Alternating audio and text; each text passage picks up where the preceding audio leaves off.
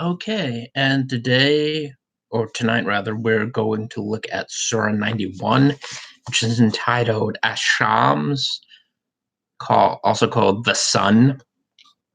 And here again, it's Allah swearing by various things in the sky. So he starts by saying, I swear by the sun and its brilliance, and the moon when it follows the sun, and the day when it shows it, and the night when it draws a veil over it, and the heaven and him who made it, and the earth and him who extended it, and the soul and him who made it perfect.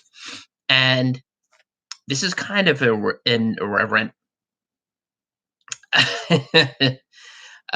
thing to note about this, but this reminds me of, I don't know how many of you are familiar with the song I Swear. It was a song written for a country music artist, John Michael Montgomery, in 19, I forget if it was 91 or 93. I think it was 93, but it was almost immediately covered by this R&B group called All for One. And they're the group that popularized the song, even though it was basically a cover. And it begins, I swear by the sun and the moon and the stars, I'll be there. I don't have the best singing voice. If this was Sam Shamoon, he'd do a much better job with that. But it was an immensely popular song in the early 90s and probably the most famous song by All for One. In fact, it's the only song of theirs. No, not really theirs. It was a cover, but it's the only song associated with them that I can recall. So I this is what this reminds me, and that's kind of a treacly love song. Hi, JV. Yeah, the sun and the moon and the stars. Yeah, but it's kind of like a treacly love ballad, declaring the romantic affection of the singer. But this is what this reminds me of when it has Muhammad, or Allah, who's really Muhammad's alter ego, swearing by the moon and the day and the night and the heaven and the earth, and he ends it with the soul and him who made it perfect. So you basically have Allah swearing by the heavens in the earth and by Allah, which it doesn't make any sense when you actually sit down and deconstruct it. Why would Allah be swearing by Allah? It kind of leads to the inescapable conclusion that this was a book written by Muhammad to suit the purposes of Muhammad, and it's not really divinely created. And it's funny, you compare this to an earlier Surah 41:37, verse 30, ayah 37, and it says, and among his signs are the night and the day and the sun and the moon. Do not make obeisance to the sun. Keep this in mind. This was written at a different time. The surahs are not in chronological order. Bear that in mind. Nor to the moon, and make obeisance to Allah who created them, if him it is that you serve. So I guess this doesn't apply to Allah. So swearing by the moon and the stars is okay for him for some reason, and swearing by Allah, even though it doesn't really make sense why Allah would need to swear by himself, let alone swear by all of these other things that he created ostensibly. But that's what you have in the first 7 verses. Or you could look at it as Muhammad, and this is what and this is what William Muir, a really renowned Orientalist, believed. He looks at this surah as soliloquies of Muhammad talking to himself. And I imagine Muhammad did a lot of that because he went alone to his cave in Hira and would commune with Allah, supposedly. But you could imagine Muhammad just sitting there hearing these voices, not necessarily the voice of God, but hearing these voices and then transcribing what he had heard. Oh, thank you, Jones. I appreciate that. But yeah, so William Euro, this famous Orientalist, looked at these as soliloquies, and that makes more sense when you look at it as just Muhammad talking to himself. So in verse 8, it says, "Then he inspired it to understand what is right and wrong for it. He will indeed be successful who purifies it, and he will indeed fail who corrupts it." And this is one of the recurring themes in the Quran. This idea that if if there's some sort of flaw or inconsistency in the theology or the worldview constructed by Islam, then it's your fault. You're the one. It's not the inherent flaws within Islam itself. The fact that you have things that you can't really reconcile to you have these features of Allah that you can't really reconcile with an omniscient, omnipotent God, which has a deity, which is pre-existent, and you have all of these things that conflict with themselves, like the concept of Tawheed and the eternality of the Quran. You can't really reconcile these things, and yet, if you can't, it's your fault. So, um, so, so in verse 11, it says, Samud gave the lie to the truth in their inordinacy.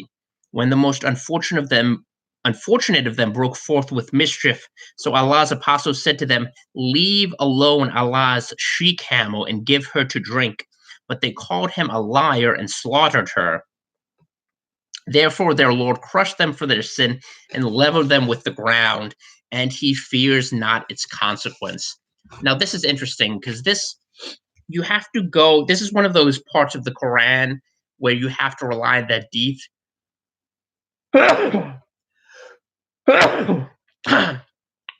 Excuse me.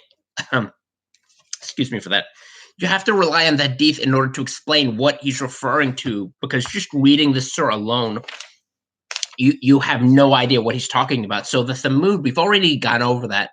The Thamud or the Samud were a tribe in the Hijaz, which were supposedly cursed and wiped out by Allah for their disobedience, and they're usually combined with the Ad, which was a tribe in the southern Arabian Peninsula, the Hadrama, these people who build these towers, these skyscrapers in the middle of the desert. They were around that area. So the Ad and the Samud, but they were both wiped out, supposedly, or cursed because they were disobedient to Allah and they wouldn't follow Islam. And but when you actually look at the Hadith, it's kind of interesting because uh, according to the Hadith, Muhammad was on an expedition to Tabuk, and he ordered people to give a drink to the people there, to give a drink to his camels from a well, and they approached they approached and stopped at the well of Salah, who was supposedly a prophet, and this was a prophet that asked them to preserve a she camel, and they disobeyed him, and therefore they were wiped out. But the problem is, Salah does not exist outside of Islamic literature. This supposed prophet, you have to go to either the Quran or the literature constructed by the Baha'i. Now, the interesting thing here is the Baha'i are not a separate. They're considered an independent religion now, but when you trace it back to its roots, the Baha'i were created by a Muslim who believed, contrary to Orthodox Sunni Islam, that Muhammad was the last prophet, the seal of the apostles, as he's described in Islamic literature, that he, in fact, was a prophet, and that he was sent by God, and for that reason, he was eventually murdered. But the thing is, it was an offshoot of Islam, so they relied up until that point. They would have relied on the same canon as Muslims. So you can't find any historical documentation of this supposed prophet outside of hi First Corinthians. Uh, you can't find any documentation, any historical documentation or contemporaneous evidence, or even evidence after this period of a prophet named Salah who conformed to the way to Muhammad's description. So you can't really find any evidence of this man outside of the Quran or outside of Baha'i sources. And as I said, the Baha'i are simply an offshoot, a divergent branch of Islam that eventually separated from Islam and became its own religion. And the Baha'i are interesting in themselves because they're kind of a synthesis. They're similar to Islam, unsurprisingly, in a lot of ways, in the sense that they took literature from different religions and combined it. And their perspective is that all of these people were prophets, Muhammad and Jesus and Moses, and all of these people were prophets in some way.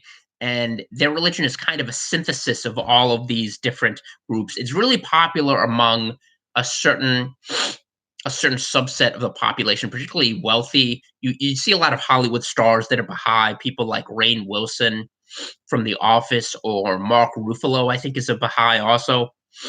But it's you can't find them in the land of its origin.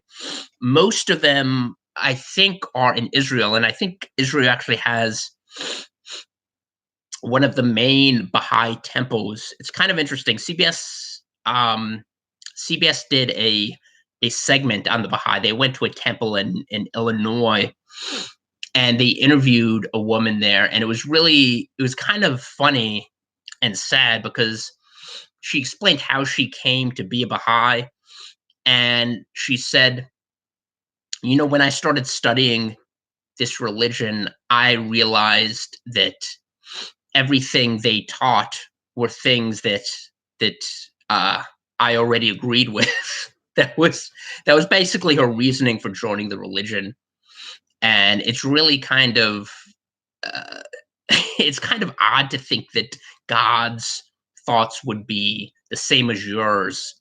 It's a really weird, it's a strange sort of um, rationale for joining religion, particularly when you see in the Bible, God says, "My thoughts are higher than your thoughts, and my ways are not your ways," and that would be logical. Even if you didn't believe in the Bible, you could reason your way to that conclusion deductively. I mean, why would God? Why would the God of the universe have the same thoughts as someone that He created? It doesn't make a lot of sense. But anyway, that was a very long tangent to just basically get back to the point that outside of the Baha'i literature and outside of the Quran, you can't find this. And since the Baha'i is basically an extension of Islam, of course they would rely on Islamic sources to a greater or lesser degree. So you can't really find this prophet outside of outside of Islam.